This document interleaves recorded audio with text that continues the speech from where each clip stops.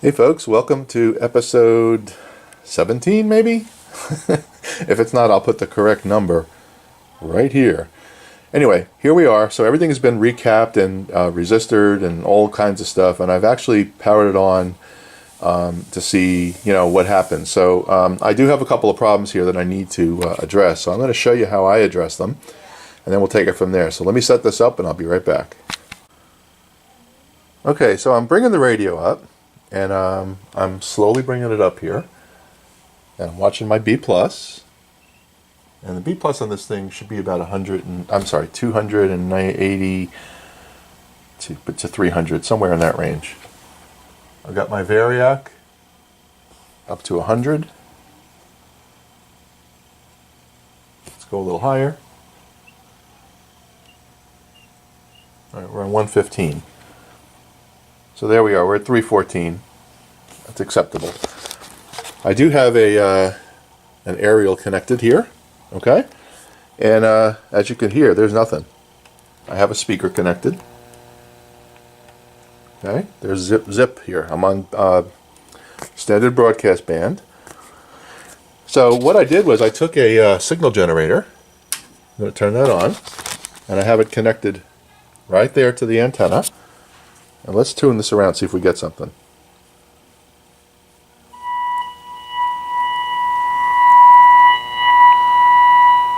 Okay, so I am getting something, and I'm on, let's see what the frequency here is.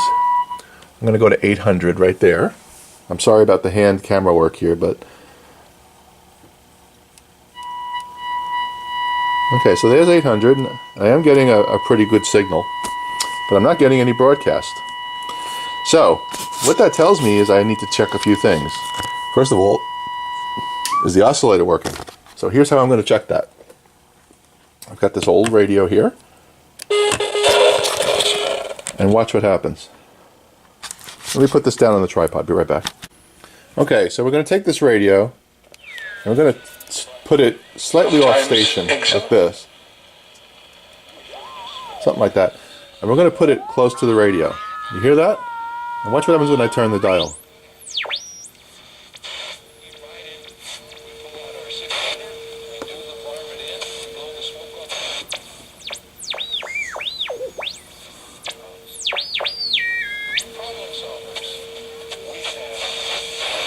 Okay, so I know my oscillator is working. That's what that tells me. So now I need to troubleshoot further down the line, right? So I'm probably going to have to look at the IF amps or the second detector and start to troubleshoot the voltages. So that's what I'm going to do. I'm going to go through and start looking at the voltages. So my B plus is still sitting at about 310. So let me go do that, and I'll come back with an update. Okay, just for an update, I have some success here. Let me show you. Subtractors on the courthouse steps. Interesting. First time I heard something like that, Tim, where the county's not paying their debt. They didn't appeal. Sounds good, right? Well, nobody pushed them. Oh, they probably just got the judgment and just... So anyway, let me lower the volume. So what happened was, when I redid these cans, it really just needed an alignment, all right? Because you remember I took out the mica and cleaned it. So I just, gently turned the screws a little bit and was able to pull in a station. So at least I know now that I'm working, at least, which is good. So obviously this thing's going to need an alignment, but I'm in good shape so far. So that's the plan. Let me keep moving along, and I'll be back. The definition of a trespass. Okay, so we have our this is our speaker that we're going to use. It's 1480 ohms field coil, and I needed 1400 for this. I was able to find one that was really, really close. And by connecting that, and you can see it's in very good shape, it brings my B plus exactly where it needs to be, which is really good.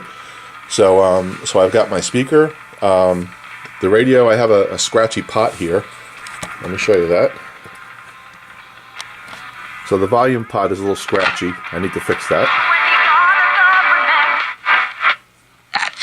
What does that mean, though, for the future of retirement? If we've got, but it's a really, really nice sounding radio. More people retiring. So Chris, I lose sleep over let me this. turn that down. So a lot of good work here. I actually am pretty happy because I was able to troubleshoot it correctly. and find out that it was oscillating before I started going any deeper. I went through the basic stuff first, and remembered that I had messed with these cans, and they probably were way out of line, so I had to adjust that. But the radio's working now, so what I'm going to do is flip it over, give it one last look through, make sure everything is where it needs to be, and I'm going to consider this electronically restored, and then I'm going to start working on the cabinet. But next I'll have to bring out the 5R41 and start working on that.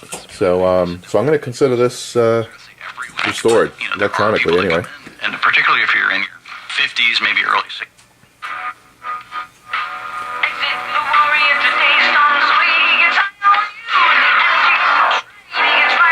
Pretty good stuff.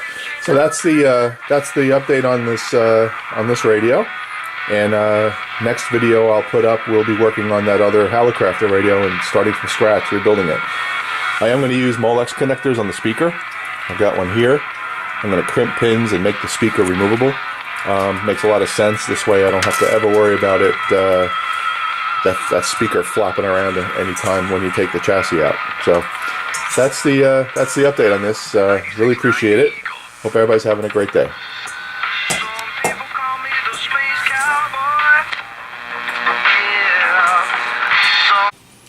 Just one more thing, if you've never done these Molex connectors before, I'm going to show you how I do it, and it seems to work.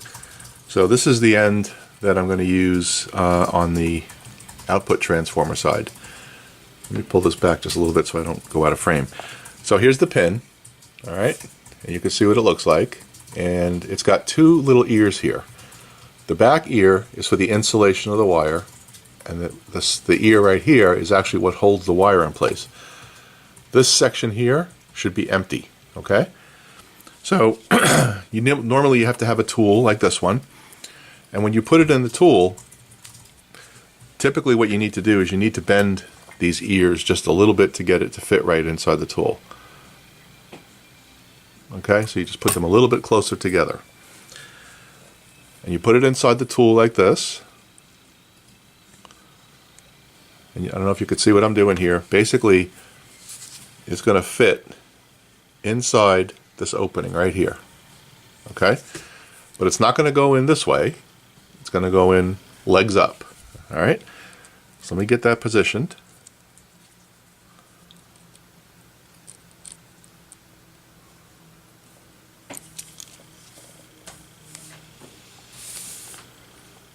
And that's why you have to squeeze those pins a little bit together, because it's very hard to get it inside the tool correctly.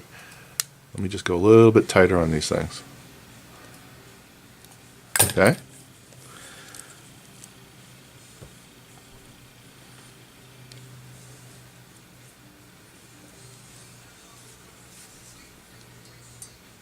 Okay, it's inside the tool, like that. You don't want any of this stuff here getting crimped. You just want those back ears that I showed you. Okay, so it's inside the tool. And I'm going to take the first wire, which is right here. I'm going to place it inside. I'm going to make sure that the insulation gets in there so it can grip it. Okay, and we're going to squeeze like that. And then you inspect to make sure that it's tight. And as you can see, let me see if I can zoom in a little bit.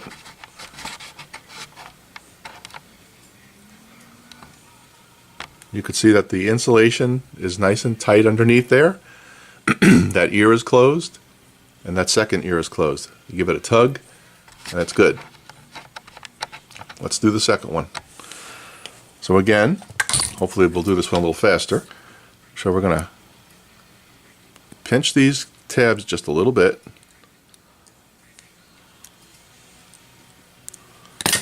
Okay. I'm going to put it inside of our tool. Again, it doesn't go this way. That's the way you would think it would go. It goes the opposite way, like this. And you want it to be even or flush. Okay?